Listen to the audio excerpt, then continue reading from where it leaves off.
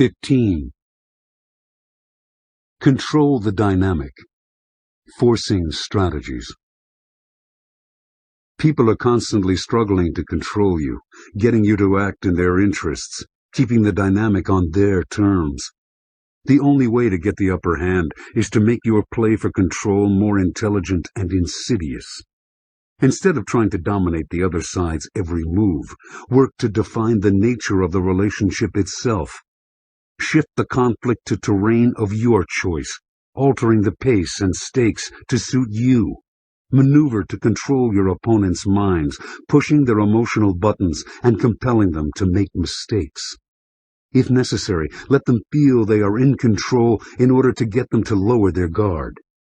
If you control the overall direction and framing of the battle, anything they do will play into your hands. The art of ultimate control. Control is an issue in all relationships. It is human nature to abhor feelings of helplessness and to strive for power.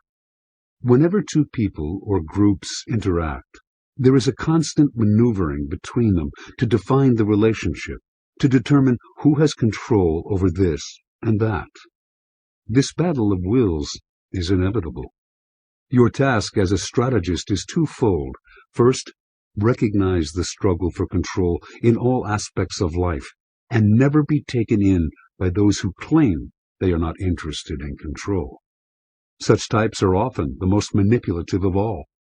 Second, you must master the art of moving the other side like pieces on a chessboard, with purpose and direction. This art was cultivated by the most creative generals and military strategists throughout the ages. War is, above all else, a struggle over who can control the actions of the other side to a greater extent. Military geniuses such as Hannibal, Napoleon, and Erwin Rommel discovered that the best way to attain control is to determine the overall pace, direction, and shape of the war itself. This means getting enemies to fight according to your tempo, luring them onto terrain that is unfamiliar to them and suited to you, playing to your strengths. And most important of all, it means gaining influence over the frame of mind of your opponents, adapting your maneuvers to their psychological weaknesses. Control can be aggressive or passive. It can be an immediate push on the enemy, making him back up and lose the initiative. It can be playing possum, getting the enemy to lower his guard, or baiting him into a rash attack. The artist of control weaves both of these into a devastating pattern: hitting, backing off, baiting, overwhelming. This art is infinitely applicable to the battles of everyday life. The following are the 4 basic principles of the art. Keep them on their heels.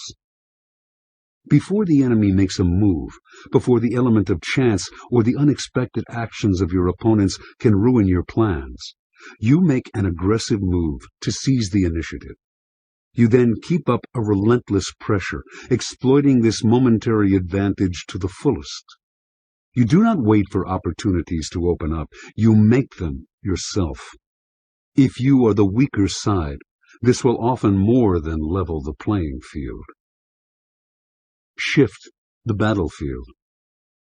An enemy naturally wants to fight you on familiar terrain. Terrain in this sense means all the details of the battle, the time and place, exactly what is being fought over, who is involved in the struggle, and so on. By subtly shifting your enemies into places and situations that are not familiar to them, you control the dynamic. Without realizing what is happening, your opponents find themselves fighting on your terms.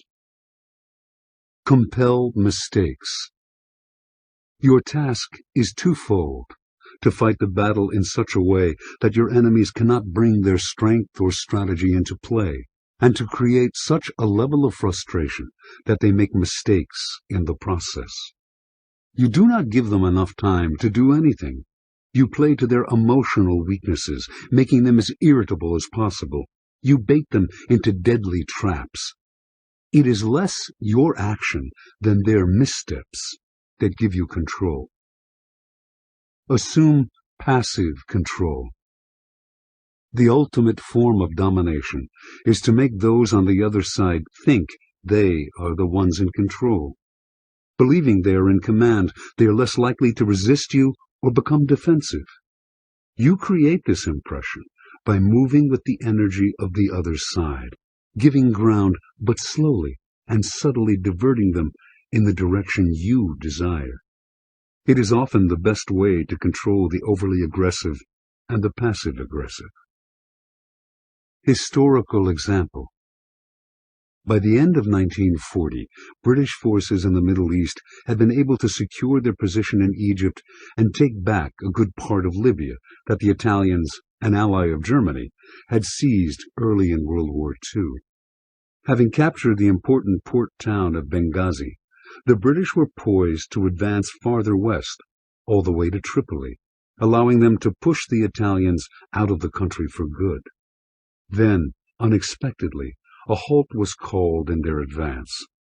General Archibald Wavell, Commander-in-Chief of British forces in the Middle East, was waging battle on too many fronts. Since the Italians had proved themselves to be rather inept in desert warfare, the British felt they could afford to create a defensive line in Libya, build up their forces in Egypt, and launch a major offensive against the Italians by April of the following year. News that a German armored brigade under the leadership of General Erwin Rommel had arrived in Tripoli in February 1941 did not alter the British plans. Rommel had been a superb commander during the Blitzkrieg in France the previous year. But here he was under Italian command, dependent on the incompetent Italians for supplies, and his force was too small to make the British nervous. In addition, intelligence reports revealed that Hitler had sent him there with orders to do no more than block the British from advancing to Tripoli. Then, without warning, at the end of March 1941, Rommel's tanks swept eastward. Rommel had broken up his small force into columns, and he hurled them in so many directions against the British defensive line that it was hard to fathom his intentions. These mechanized columns moved with incredible speed, advancing at night with lights dimmed. Time and again they caught their enemy by surprise, suddenly appearing to their flank or rear. As their line was breached in multiple places, the British were compelled to retreat farther and farther east. To Wavell, who was following these events from Cairo, this was downright shocking and humiliating. Rommel was causing chaos with a disproportionately small number of tanks and severe supply limitations.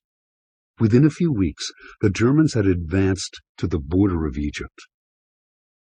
What was most devastating about this offensive was the novel way in which Rommel fought. He used the desert as if it were an ocean. Despite supply problems and the difficult terrain, he kept his tanks in perpetual motion. The British could not let up their guard for a moment, and this mentally exhausted them.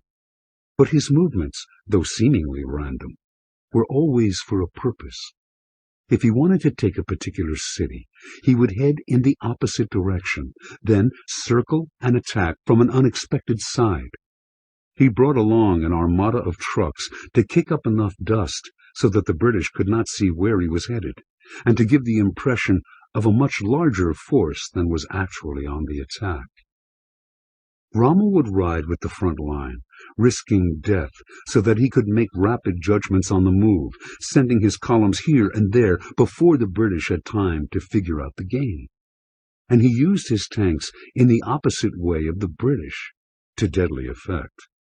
Instead of pushing them forward to punch holes in the enemy lines, he would send out his weakest tanks, then have them retreat at first contact. The British tanks would invariably swallow the bait and go in pursuit, kicking up so much of their own dust in the process that they would not see they were running straight into a line of German anti-tank guns. Once a sufficient number of British tanks had been taken out, Rommel would advance again, wreaking havoc behind the British lines. Kept constantly on their heels, forced to come to rapid decisions in response to Rommel's moves, the British made endless mistakes. Not knowing where he might show up next, or from what direction, they spread their forces over dangerously vast areas.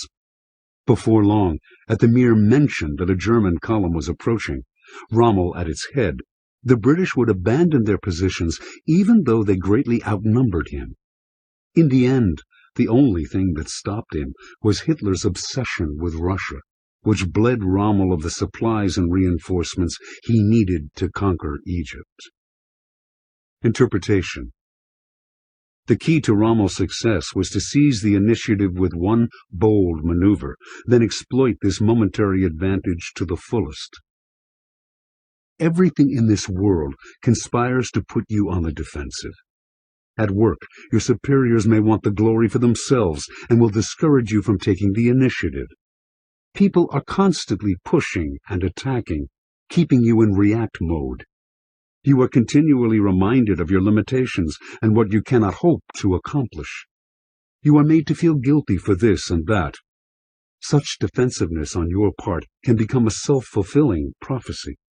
Before anything, you need to liberate yourself from this feeling. By acting boldly, by moving to seize the initiative, you create circumstances rather than waiting for what life brings you.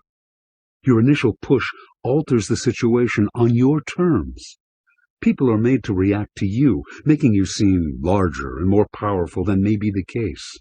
The respect and fear you inspire will translate into offensive power, a reputation that precedes you. Like Rommel, you must have a touch of madness, ready to disorient and confuse for its own sake, to keep advancing no matter the circumstance. It is up to you. Be constantly defensive, or make others feel it instead. Reversal. This strategy has no reversal. Any effort to seem not to control a situation, to refuse to influence a relationship, is, in fact, a form of control. By ceding power to others, you have gained a kind of passive authority that you can use later for your own purposes. There is no escape from the control dynamic. Those who say they are doing so are playing the most insidious control game of all.